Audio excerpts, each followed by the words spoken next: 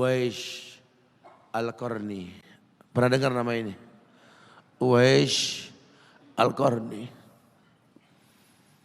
Pemuda miskin pengembala kambing di negeri Yaman. Padang tandus yang dia tinggal di situ. Yang dia kesampingkan hidupnya untuk ibunya. Untuk ibunya. Tidaklah terucap kalimat satu yang ingin ibunya pengen. Kecuali Uwais pasti akan melakukannya. Apapun. Dan ibunya cacat. Apa kata Uwais? Tidak akan pernah terlontar kata dari mulut ibuku. Kecuali kan kulakukan yang dia inginkan. Masya Allah. Kalau kita mau bicara ini nih. Karena kita mau bicara maut yang orang tua kita entah mungkin kapan. Ibunya cacat dan dia menomorduakan diri yang penting orang tuanya dulu. Hingga satu waktu ibunya berkata, wahai Uwais, ibu sudah tua. Andai kematian mendatangi ibu, ada beberapa keinginan yang ibu pengen merasakan keinginan tersebut. Mungkin enggak ya? Apa bu? Katakan. Ibu pengen haji. Bengong, Uwais, ya Allah bu. Ini Yaman. Hadramaut. Yang sekarang saja pesawat itu bisa 3 jam menuju Saudi itu. 2 jam lebih lah menuju Saudi. Itu Jakarta Surabaya aja deket. Sejam 40 menit paling. Ini lebih jauh lagi. Kebayang berapa ratus kilo, berapa ribu kilo gak tahu. Ya baiklah ibu. Kata Uwais, aku tidak pernah menolak permintaan ibuku. Tapi kali ini aku tidak bisa menjawab karena mikir gimana caranya ini. Ibunya cacat, tinggal jauh, miskin pula dia. Apalagi dia seorang pemuda yang punya penyakit sopak. Ada tanda-tanda putih di bagian badan itu kayak pano besar gitu tuh. Udahlah, terserah gimana nantilah. Yang penting ini nomor 1 dalam hidup ini. Dia beli seekor anak sapi. Digendong tiap hari itu sapi sama si Uwais menuju puncak gunung. Turun lagi. Gendong ke atas, turun lagi tiap hari. Sampai orang bilang, Uwais gila no. Orang sapi dipiara dia digendong. No Uwais no. Tiap hari naik gunung yang tinggi. Sampai enggak berasa, dikatakan 8 bulan dia lakukan itu. Sehingga terbentuklah fisiknya yang bagus karena olahraga tiap hari bawa itu sapi. Dan sapi itu makin berat. Dalam hikayat dikatakan sampai di atas 100 kilo itu sapi. 8 bulan. Kemudian dia tetap gendong ke atas dan dia yakin bismillah saya yakin. Sampailah bulan haji. Ibu naik ke pundakku. Digendong ibunya dari negeri Yaman. Subhanallah. Gak ada yang gak mungkin lihat. Dibawa ibunya ke Mekah. Bertawaf di Ka'bah. Dunia menyaksikan. Bahkan hikayat mengatakan dia sempat bertanya kepada sahabat Abdullah bin Umar. Aku telah menggendong ibuku dari negeri Yaman menuju Mekah.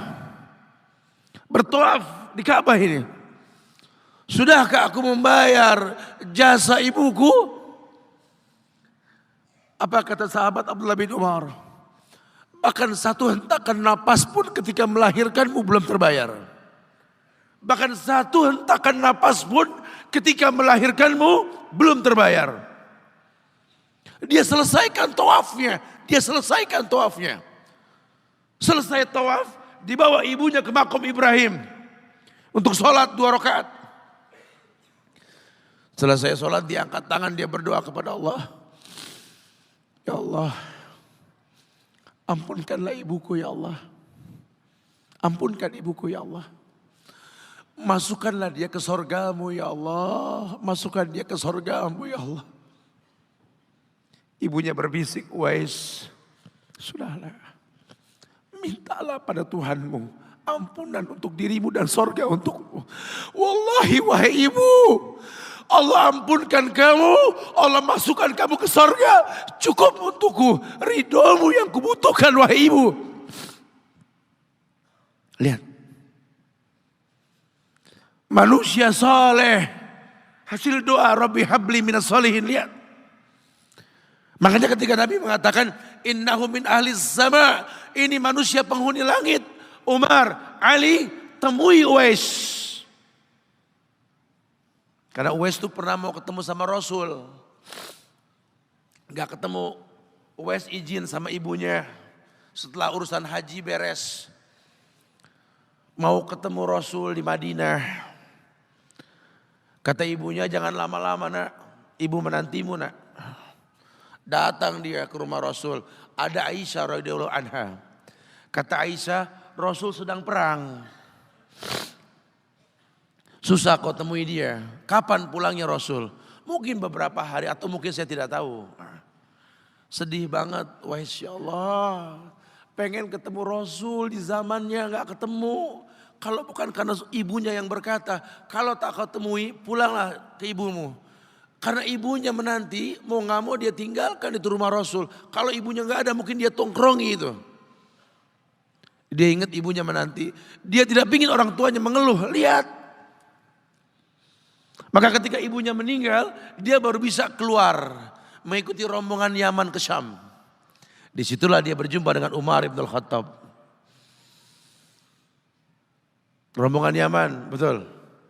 Kata Umar, apakah ada seorang pemuda di antara kalian yang bernama Uwais? Blongo dong Uwais. Saya khalifah saya. Umar ngelihat ada tanda putih di bagian lengannya. Kenapa? Karena ketika dia berdoa minta yang terbaik buat ibunya, penyakit sopaknya hilang.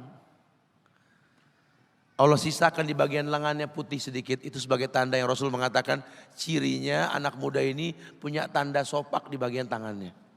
Masya Allah.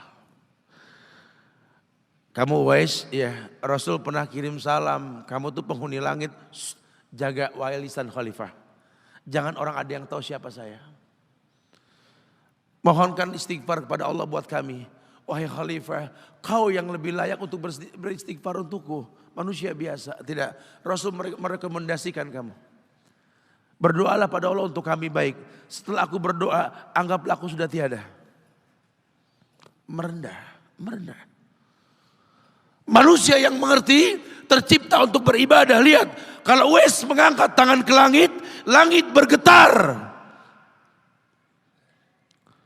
Apalagi cuma pekerjaan.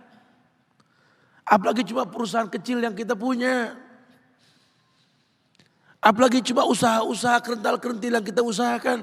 Ya Allah, ambil semua hartaku, ambil ya Allah, ambil semua titipanmu ini, ambil ya Allah. Tapi tolong jangan ambil kasihku pada kedua orang tuaku, ya Allah, itu kebenaran. Apa artinya hidup tanpa ridho mereka?